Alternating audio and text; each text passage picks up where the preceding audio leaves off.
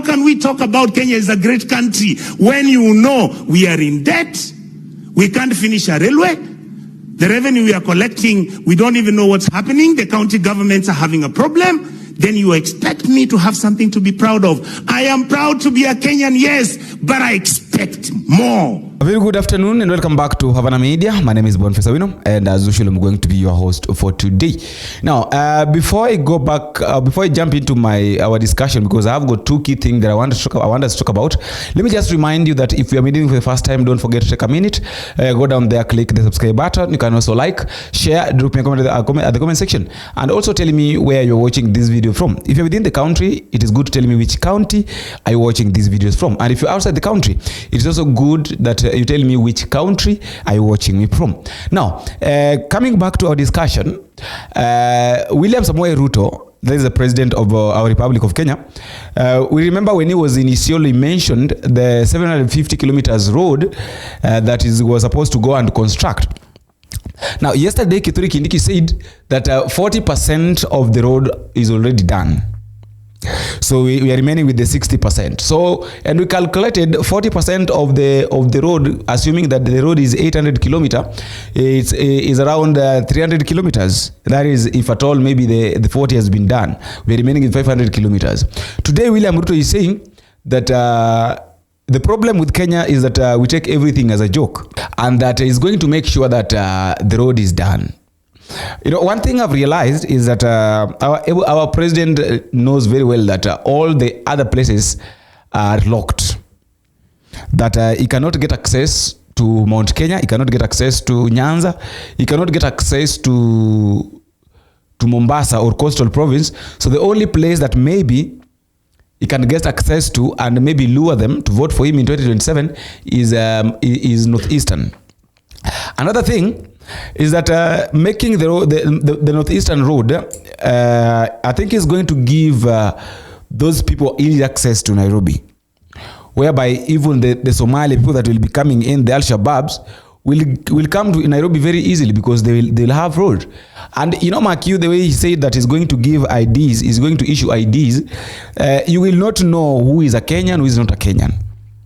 If at all this one is a Somali, this one is Al-Shabaab, you will not know. Because the way these people normally put on is the same. You know, if you go to Isili, for those who have gone to Isili, if you go to Isili, it will be very difficult for you to identify because these people are like the same.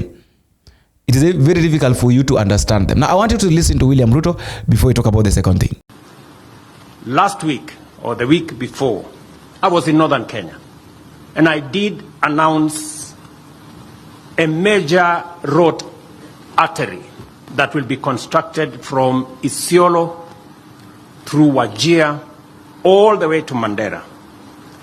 And many people assume or think it is a joke. Let me tell you, good people, you know, in this country sometimes we take matters of life and death as if it is a joke. I am committed to delivering on that 750 kilometer of road from Isiolo to Mandera, because for a very long time we have left. Second thing is about the senators. Today, senators were talking about Raila'S Odinga's A.U.C loss, and there is a statement that was made by Onyonka. Onyonka talked about the people that celebrated the loss of Raila'S Odinga, and he said that people are celebrating Raila'S Odinga's loss simply because, not because they hate Raila, but simply because the country is a mess and the only person they know can help them is Raila'S Odinga. I have heard my colleagues say that there were people celebrating that in fact Raila lost. Yes, they celebrated because they are fearful. They want Raila to come back because the country looks unstable and it's not ready to move on. That is where we are, Honorable Cherargei. This is not about tribes ganging up against bigger tribes and smaller tribes ganging against smaller ones. This is a state called Kenya, which is dysfunctional, where we have refused to accept the basic tenets. When we were talking about what are the issues in Sudan, look at what you're having at KICC today. One group is at KICC parading themselves, and you are insensitive to the issues that we are supposed to be the arbiters of two people who are fighting on the African continent. So when M23 are coming to Nairobi to come and have a meeting here with our president, the simple fact that they came here put everybody onto suspicion mode. We, as a leadership, must understand that whatever that was happening is not removed from our reality. Just as you're planning to organize so that Prime Minister Raila can then go for his election at AU, what do? You allow individuals to pick Besigye and they abduct him and take him to Uganda. And let me talk about this. I've seen a lot of people complaining that Kikuyus are the ones that celebrated so hard. You know, Kikuyus hate Raila Odinga. It is not about hatred. Let me just put it clear that what I know is that it's not about hatred, because even the people of Kondele celebrated. It's not about the hatred. Now, Raila Odinga was going to AU, and according to people, according to us, we know very well that this happened just immediately after the Gen Z's protest. So some people knows very well that Raila Odinga was going to AU simply because they shook hands with William Ruto after the death of the Gen Z's. So he was taking an advantage of the death of the Gen Zs to clinch a higher ladder. Some people saying that Kikuyus are very happy, but one thing I know is that you listen to the Nyeri women, the business women in Nyeri, they said that they love Raila in as much as maybe he has got ups and downs, he has done what he did, but they love him. That is why they were celebrating for his loss, because they know very well that if at all Raila Odinga goes away, then they are going to suffer. Kwa majina naitwa Wanjiro wa Geshero, na mimi ni mama mboga hapa soko ya Karatina. Mimi nasema tumefurahi sana, na ndio unasikia tunapiga sababu Mungu ameturudishia baba. Sasa tunataka baba akuje aingie parliament, sababu wao ndio wako wengi. Sasa tunataka akuje asimame kama vile alikuwa anasimama. Yeye ndiye alikuwa anaona watu yeye atatoboa asili vile kule watoto wetu wanaenda. Kwa hivyo tunamkaribisha sana na tunamtaka sana. Karibu nyumbani baba. Wewe mama, kwani hujivuni kuwa Kenya ilikuwa imejiwasilisha kwa ule uchaguzi?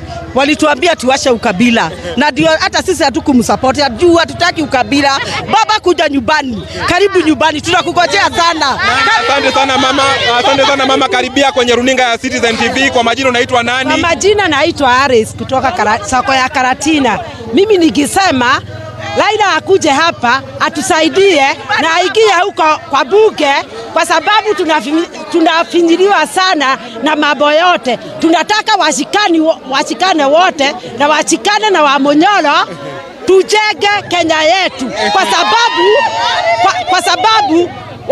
huyu alifukuza Wamonyolo huko. Na sasa tunataka washikane Uhuru, Wamonyolo, Raila, na tutawashika na tuwe pamoja. Asante sana, wacha tusikie sauti ya mama mwingine hapa kwa majina. Sasa sisi tumefurahia juu baba atakuja Kenya. Tunamngoja hapa Kenya juu tumehangaika, watoto wetu wametekwa nyara. Sasa baba akirudi hapa Kenya, kwa Uganda na Wamonyolo, Kenya isonge mbele. Na pengine mmefurahia Kenya kupoteza kwa nini?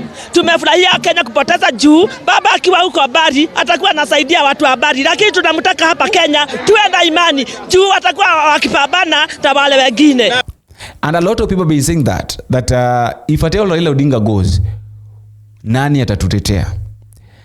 Up to this point, nobody knows what Raila thinks.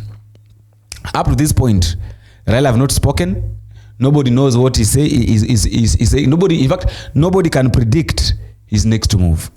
After all, guys, that is all I have for today. Let me also know what you think in the comment section. And until we meet again, I've been your host, Boniface Awino. Bye-bye. And interrogate the strength of our policy when it comes to our domestic inclination.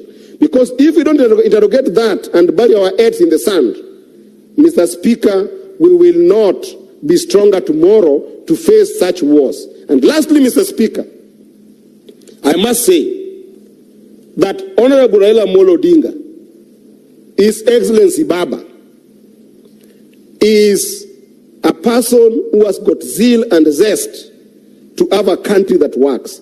Even at instances that in the past regimes, Baba has supported some elements of people in governance, he has never taken any opportunity or discarded any opportunity to talk about the ills that are in government, to talk about the excesses that are in government, and to talk about bad things that are going on in the country. Including recently, when we were dealing with the issues of abductions, Baba Raila Amolo Odinga stood firm and fought abductions. And so are his soldiers who fought abductions. I can assure you that Raila Amolo Odinga does not need to be told where he's going to go. When he comes, after resting, he will give us direction on where he's